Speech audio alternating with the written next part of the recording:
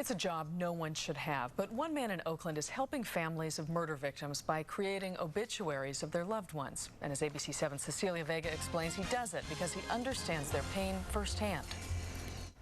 Yeah, she was 7 months pregnant, 18-year-old, and they shot into the crowd, killing her. He was celebrating his birthday, just hanging out, and somebody came and killed him on his birthday. So many young lives lost, and Lejon Loggins feels like he knows many of them. Through his obituaries, he's chronicled too many of their deaths to count. But he remembers each one has a life story, stories that too often get ignored when their lives are cut short by violence in and around Oakland, like that promising basketball player killed on his birthday. You didn't hear the part that he graduated, with a BA, from Alameda, social science degree, and he transferred to UC Davis for psychology.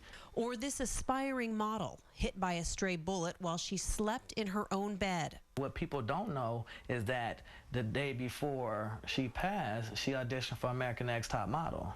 As the East Bay's homicide tally grows, so does the pile of obituaries on Lejon's table. He offers a service no family ever expects to need.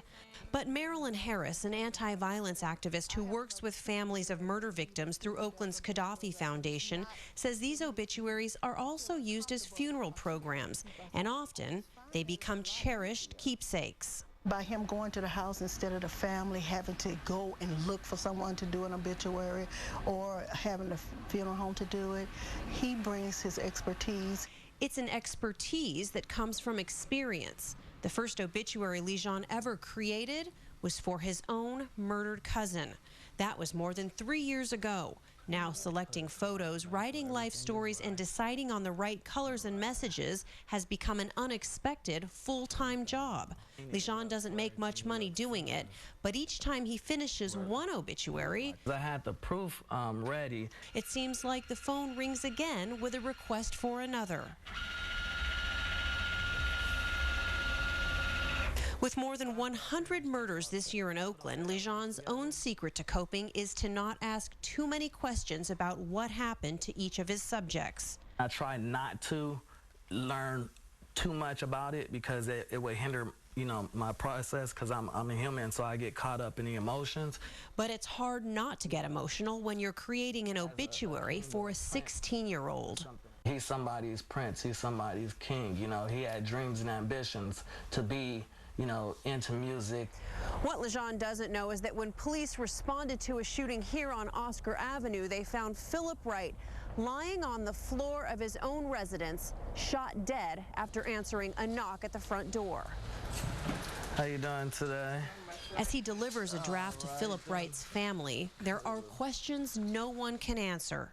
I want to know who did it, and I feel whoever did it, they should have a heart and turn themselves in for doing this, because this was an innocent kid. My nephew was innocent. At least now they have a small memento to remember him by. I will always remember my nephew, always.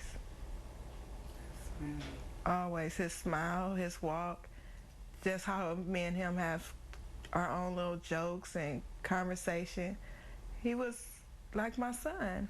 Keeping those memories alive is Lejon's goal.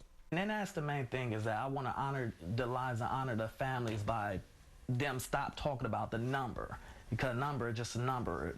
He hopes to one day create a memorial in Oakland to remember all those faces he has come to know, so that others also learn to see them as more than just a number. In Oakland, Cecilia Vega, ABC 7 News. So many faces.